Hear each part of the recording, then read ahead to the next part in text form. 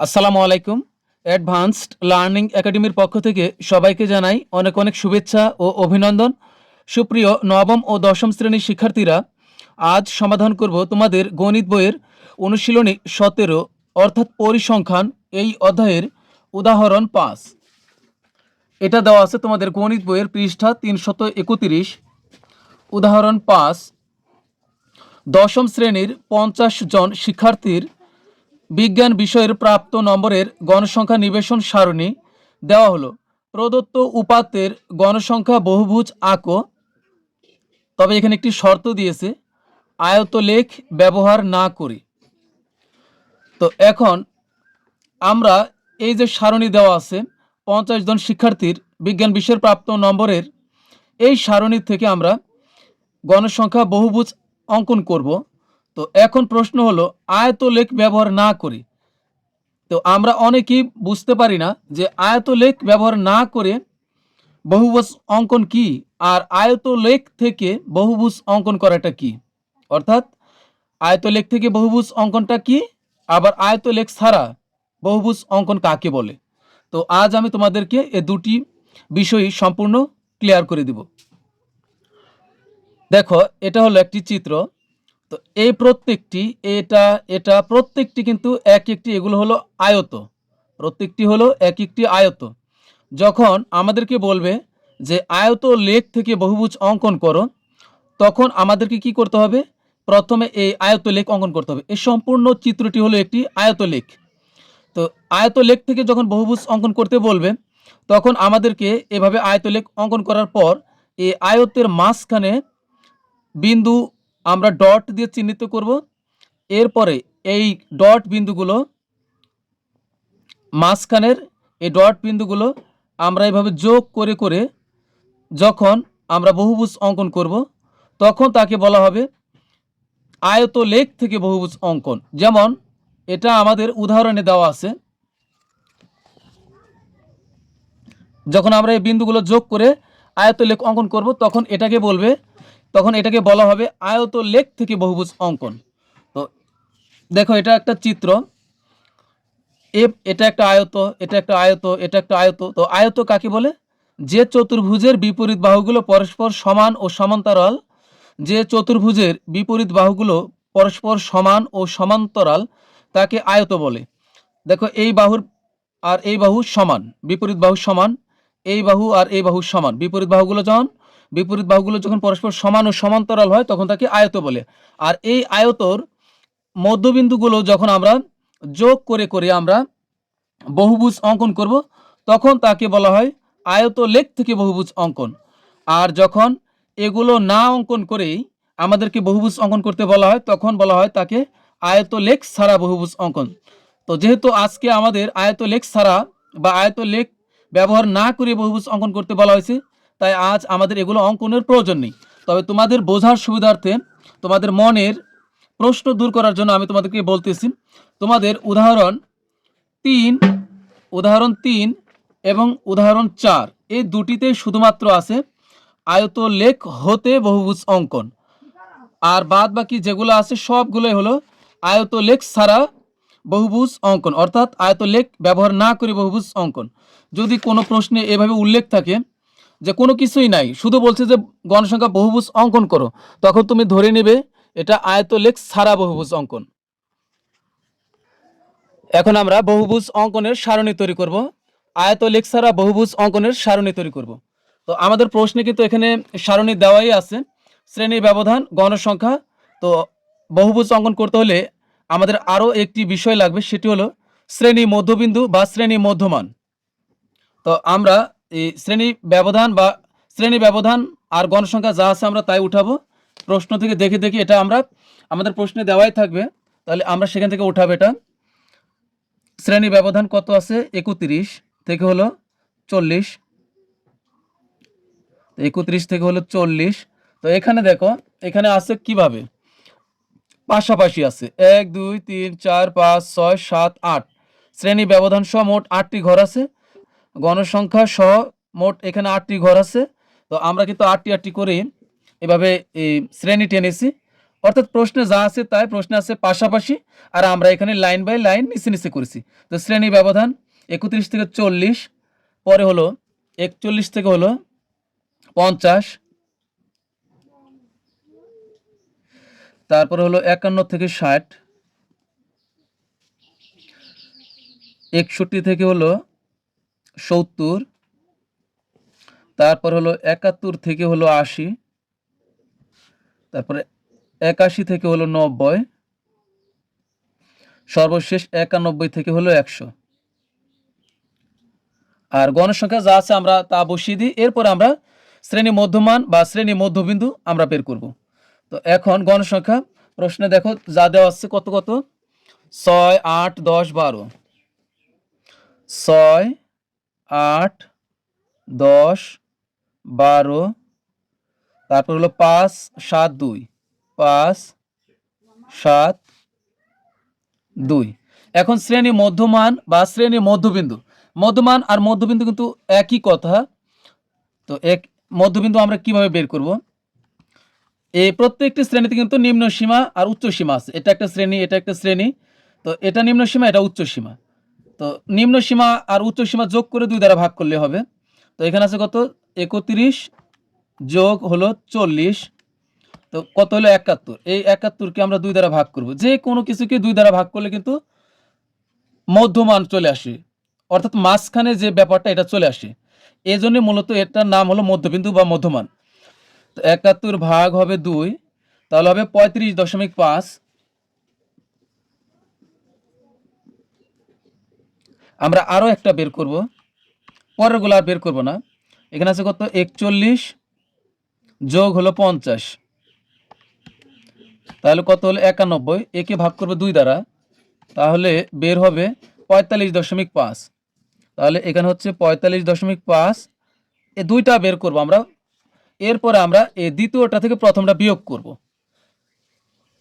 দ্বিতীয়টা কত আছে, 45.5, তো বিয়োগ প্রথমটি হলো কত, 35.5। তাহলে ব্যবধান কত হলো, 10।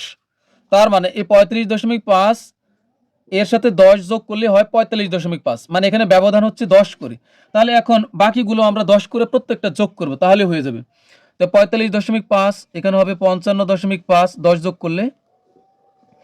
এরপরে হবে এখানে 55.5 এর সাথে 10 যোগ করলে হবে 65.5। এরপরে আবার 10 যোগ করলে হবে 75.5। তারপরে হবে এর সাথে আবার 10 যোগ করলে হবে 85.5। তার সাথে আবার 10 যোগ করলে হবে 95.5। তাহলে কিন্তু আমাদের শ্রেণী মধ্যমান বা শ্রেণী মধ্যবিন্দু কিন্তু বের করা হলো। প্রথম দুইটা আমরা বের করব। প্রথম দুইটা বের করার পরে দ্বিতীয়টা থেকে প্রথমটা বিয়োগ করে দেখব যে এখানে ব্যবধানটা কত। যত ব্যবধান পাবো পরবর্তীতে আমরা সবগুলোতে ঠিক তত করে যোগ করতে করতে গেলে আমাদের বাকি সবগুলো বের হয়ে আসবে। তো এখন কিন্তু আমাদের বহুভুজ অঙ্কনের সারণী একদম প্রস্তুত। তোমাদেরকে বলে রাখি, যদি আয়তলেখ হতে বহুভুজ অঙ্কন করার কথা বলে, সেক্ষেত্রে কিন্তু এক্স অক্ষে লাগবে হলো অবিচ্ছিন্ন শ্রেণীব্যাপ্তি লাগবে বা অবিচ্ছিন্ন শ্রেণীসীমা লাগবে, আর ওয়াই অক্ষে লাগবে গণসংখ্যা। আর যদি আয়তলেখ ছাড়া বহুভুজ অঙ্কন করার কথা বলে, তখন আমাদের এক্স অক্ষে লাগবে শ্রেণী মধ্যবিন্দু। সবসময় মনে রাখবে, বহুভুজ অঙ্কন করতে হলে এক্স অক্ষে লাগবে শ্রেণী মধ্যবিন্দু বা মধ্যমান, আর ওয়াই অক্ষে লাগবে হলো গণসংখ্যা, যদি সেটা আয়তলেখ ছাড়া হয়। দেখো, পরিসংখ্যানের অঙ্কগুলোতে সাধারণত আমাদেরকে অজীব রেখা, বহুভুজ, আয়তলেখ এর 3টি অঙ্কন করতে বলা হয়। তো অজীব রেখা অঙ্কন করতে হলে আমাদের এক্স অক্ষে লাগে শ্রেণীর উচ্চসীমা, ওয়াই অক্ষে লাগে ক্রমযোজিত গণসংখ্যা। আর বহুভুজ অঙ্কন করতে আমাদের এই এক্স অক্ষে ছক কাগজে বা গ্রাফ পেপারে এক্স অক্ষে লাগবে শ্রেণী মধ্যমান বা শ্রেণী মধ্যবিন্দু, আর ওয়াই অক্ষে লাগবে গণসংখ্যা। তাহলে এখন আমরা একটা গ্রাফ পেপার নিই, আর এখানে আমরা নিচে এই একটু জায়গা ফাঁকা রাখবো, যেন নিচে আমরা শ্রেণী মধ্যবিন্দু বা শ্রেণী মধ্যমান লিখতে পারি, আর এদিকে একটু জায়গা ফাঁকা রাখবো যেন আমরা গণসংখ্যা লিখতে পারি। আর আরেকটা কথা, বহুভুজ অঙ্কন করতে হলে শ্রেণী মধ্যমান এখানে যত থাকবে, প্রথমটা যত থাকবে তার পূর্বের শ্রেণী মধ্যমানটা নিতে হবে, এবং শেষে আবার যত থাকবে তার পরের শ্রেণী মধ্যমানটা নিতে হবে। তো এটা আমরা কিভাবে নিব? এখানে কত করে ব্যবধান হচ্ছে? 10 করে ব্যবধান কিন্তু আছে। এই 95.5, 85.5, 75.5 মানে কি 10 করে কমতে, কমতে যাচ্ছে উপরের দিকে। তাহলে 35.5 যেহেতু এদিকে প্রত্যেকটির ব্যবধান 10 করে আছে, তাহলে 35.5 থেকে আমরা 10 বিয়োগ করলে হবে 25.5। তাহলে এই পূর্বের শ্রেণীর মধ্যমান হবে 25.5 আর শেষে আমরা আরও একটা অতিরিক্ত নেব। এখানে হবে তাহলে 95.5 এর সাথে 10 যোগ করলে হবে 105.5।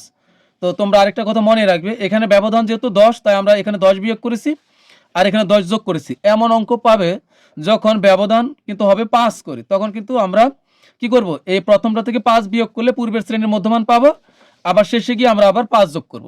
তো এখন অনেকেই কমেন্টসে তোমরা জানতে চাও কেন শুরুতেই অতিরিক্ত একটা নিতে হয় আবার শেষে একটা অতিরিক্ত নিতে হয়। এটা চিত্র গ্রাফ আগে আমরা ছক কাগজে বহুভুজ অঙ্কন করি, তারপর তোমাদেরকে অবশ্যই বলে দিব। এটা হলো গ্রাফ পেপার। তো তোমাদেরকে শুরুতেই বলে রাখি, আমি কিন্তু সমস্ত কাজ এখানে কলম দিয়ে করতেছি, গ্রাফ পেপারের কাজ, যেন তোমরা বুঝতে পারো। তো তোমরা কিন্তু একটি কাজও গ্রাফ পেপারে কলম দ্বারা করতে পারবে না, তোমরা অবশ্যই তোমরা পেন্সিল দ্বারা করবে, তাছাড়া কোনো নম্বরই পাবে না। তো এখন আমাদের লাগবে শ্রেণী মধ্যমান। তো শ্রেণী মধ্যমান কয়টা নিব আমরা?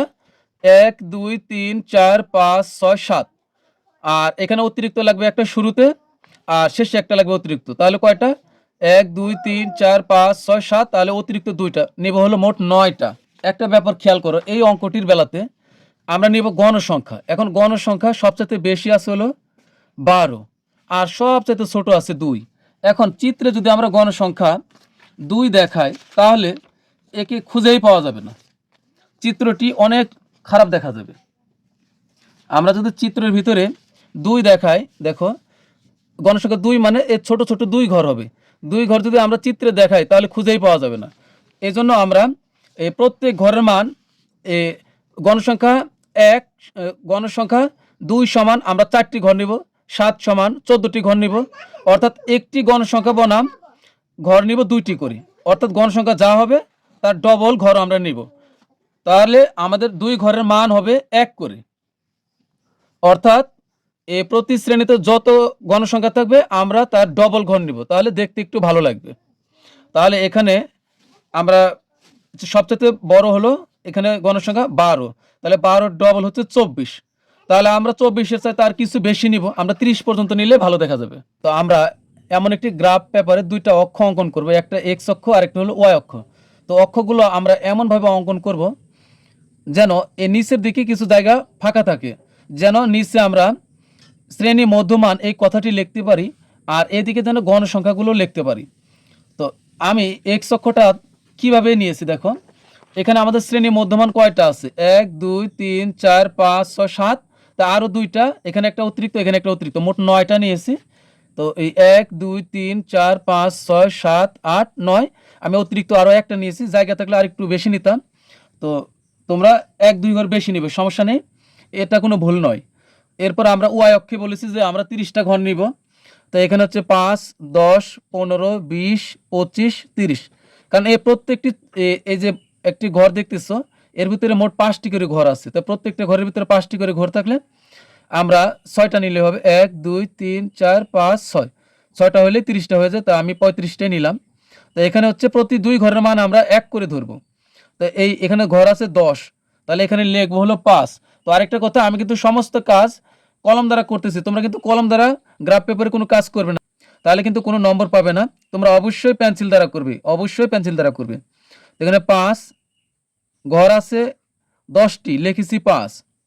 তারপরে এখানে এই যে 5, এখান থেকে এখানে 5 আরও 5 10, ঘর আছে 10টি, আমরা এটার মান লিখবো 5। তো 5-এর সাথে 5 যোগ করলে হবে 10, অর্থাৎ এই মূলবিন্দু থেকে এই 10 পর্যন্ত ঘর আছে 20টি, কিন্তু আমরা লিখেছি 10।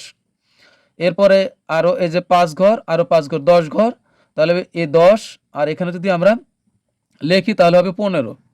এই 15 নিচে মানেই 15 ডবল কয়টি ঘর হবে? এখানে 30টি ঘর আছে। 15 মূলবিন্দু থেকে এই 15 পর্যন্ত এখানে ঘর আছে 30টি, কিন্তু লিখেছি হলো 15, মানে 2 ঘরের মান আমরা 1 করে ধরেছি। আর এটা আর উপরে কিছু লিখলাম না, উপরে শুধু হবে কি ওয়াই অক্ষ, তো এটা হবে ওয়াই। তোমরা যদি আরেকটু এখানে 20 লেখো, এতেও কিন্তু কোনো ভুল হবে না, সমস্যা নেই। এখন আমরা গণসংখ্যাগুলো স্থাপন করি। প্রথমে দেখো গণসংখ্যা কত আছে, 35.5। গণসংখ্যা আসছিল, প্রথমে দেখো শ্রেণী মধ্যমান আছে 35.5, গণসংখ্যা আসছিল 6, তাহলে গণসংখ্যা 6, আমরা ঘর নিব 6 ডবল 12টি, তাহলে দেখতে সুন্দর লাগবে। তাহলে এই এখন দেখো এই 25.5 আর 105.5, এই দুইটার কোনো কাজ নাই, এই দুইটা অতিরিক্ত, এদের কোনো কাজ নাই। আর এখানে শুরুতে তোমরা এই ছেদ চিহ্নটা দিয়ে রাখবে, ছেদ চিহ্ন, যে ছেদ চিহ্ন দিতে পারো অথবা তোমরা এই যে এই ভাঙ্গা চিহ্ন দিতে পারো, যে কোনো একটা দিলেই হলো। তো আমি ছেদ চিহ্ন দিয়েছি, প্রথম 5 ঘর তোমরা ছেদ চিহ্ন দিয়ে রাখবে। এখন দেখো 35.5 শ্রেণী মধ্যমান, এর জন্য গণসংখ্যা হলো 6, তাহলে 6 ডবল আমরা নিব হলো এই 35.5, গণসংখ্যা আছে 6, তাহলে 6 ডবল আমরা 12টি ঘর নিব।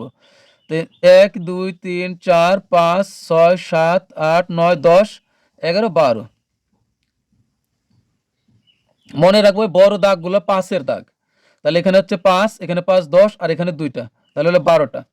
এরপরে দেখো আছে 45.5 মধ্যবিন্দু, আর গণসংখ্যা আছে 8, তাহলে 8-এর ডবল হবে 16। 45.5 গণসংখ্যা হবে 8, 8-এর ডবল আমরা 16টি ঘর নেব। তো এখানে হচ্ছে 5 10, এই যে এখানে আছে 15টি ঘর, তো আমরা আরো একটি ঘর নেব এখানে, তাহলে হবে 16 ঘর হবে। 8-এর ডবল 16 ঘর নিলাম। এরপরে দেখো 55.5 গণসংখ্যা আছে হলো 10, তাহলে 10-এর ডবল আমরা 20টি ঘর নিব। তো 55.5, তাহলে 10-এর ডবল 20টি ঘর হবে। তাই যে এখানে 10 লেখা আছে, এই 10-এর ভিতরে তো 20টি ঘর আছে, তাহলে এটা হবে 10, 10 দুগুণে 20। এরপরে দেখো শ্রেণী মধ্যমান আছে 65.5, গণসংখ্যা হলো 12, তাহলে 12-এর ডবল হবে 24টি ঘর নিব। কার বেলায় 65.5, এই যে এটা হলো 65.5, আমরা গণসংখ্যা হলো 12, তাহলে 12-এর ডবল 24টি ঘর হবে। তাহলে এই যে 10 পর্যন্ত 20টি ঘর আছে, 20 21 22 23 24, তাহলে এখানে হবে 24টি ঘর।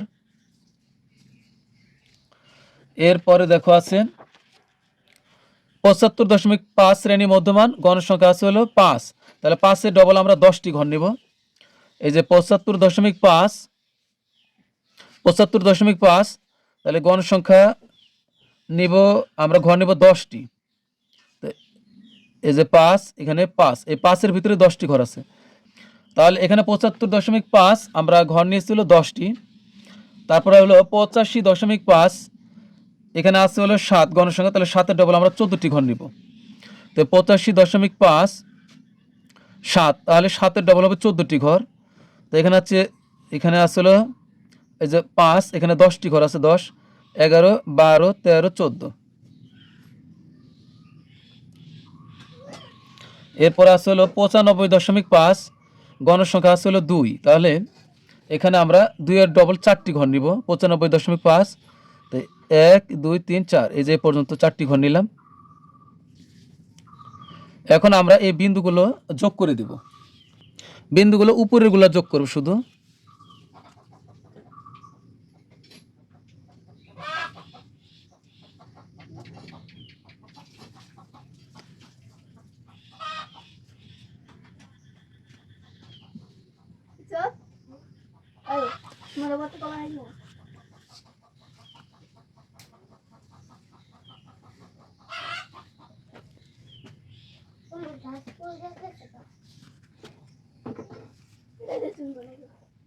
আমার গাছ আমি ছিটেই ফেলা গেছি, ওই যে আমারটা মানে নিয়ে গেছে, তোমারটা মানে বুঝছো, এটা দেখো মার না সাদা দাম, সাদা দেখো আমার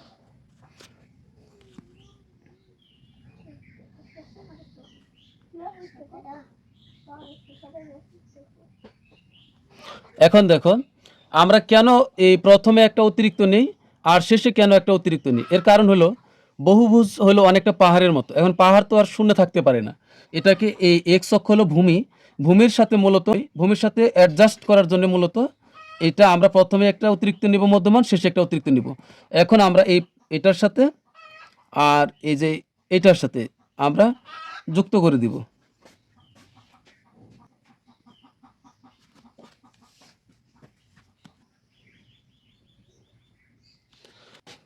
তো আমরা এই পাশে অবশ্যই লিখে দিব। তো এটা আমার আরো আগেই লেখার প্রয়োজন ছিল, তো এখানে হবে কি শ্রেণী মধ্যমান, আর এই পাশে হবে কি শ্রেণী মধ্যমান বা মধ্যবিন্দু যাই লেখা হবে, আর এই পাশে হবে গণসংখ্যা।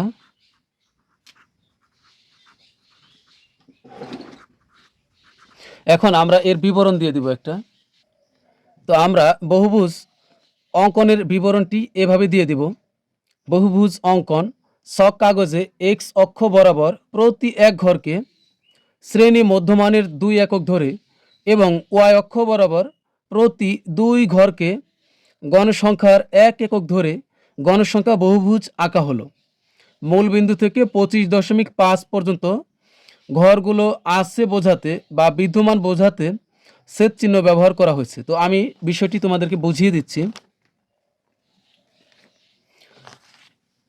ছক কাগজে এক্স অক্ষ বরাবর প্রতি ঘরকে, প্রতি ছোট্ট একটি ঘরকে আমরা শ্রেণী মধ্যমানের 2 একক ধরেছি। দেখো এই 25.5 থেকে 35.5, এখানে ব্যবধান কত হচ্ছে? 10। 35.5 থেকে 45.5, এখানে ব্যবধান কত? 10। কিন্তু এখানে তো ঘর আছে 5টি করে, তাহলে ব্যবধান 10কে আমরা ঘর 5 দ্বারা যদি ভাগ করি তাহলে হবে 2। তাহলে এখানে একটি ছোট্ট ঘরের মান শ্রেণী মধ্যমানের 2 একক করে ধরা হয়েছে। আর দেখো এই অক্ষে, ওয়াই অক্ষে আমরা কি করেছি? ঘর নিয়েছি 2টি আর গণসংখ্যা ধরেছি 1টি করে, অর্থাৎ একটি গণসংখ্যার বিনিময়ে আমরা 2টি করে ঘর নিয়েছি। তাহলে প্রতি 2 ঘর সমান গণসংখ্যার 1 একক ধরে বহুভুজটি অঙ্কন করেছি। তাহলে আর মূল বিন্দু থেকে 25.5 পর্যন্ত ঘরগুলো আছে বোঝাতে ছেদ চিহ্ন ব্যবহার করা হয়েছে। এখানে একটা ব্যাপার খেয়াল করো, 25.5, তাহলে এর আগের সংখ্যাগুলো সব কোথায় গেল? এর আগের সংখ্যা যদি লিখতে হয় তাহলে তো এই গ্রাফ পেপারেই আঁটবে না। যদি আমরা এই 25 আগের যা আছে সবগুলো যদি আমরা 10 ব্যবধানে লিখতে শুরু করি তাহলে তো এই কাগজেই আঁটবে না, ছক কাগজে। তাই এই মূল বিন্দু থেকে এই 25.5 পর্যন্ত এটা আছে বোঝাতে এর ভিতরে বাকি সবগুলো আছে। তো এটা বোঝানোর জন্য এখানে আমরা ছেদ চিহ্ন ব্যবহার করেছি বা ভাঙ্গা চিহ্ন ব্যবহার করেছি। তো প্রিয় শিক্ষার্থীরা, আজকের মতো আমাদের ক্লাস এখানেই শেষ। সবাই ভালো থাকবে, সুস্থ থাকবে। আল্লাহ হাফিজ।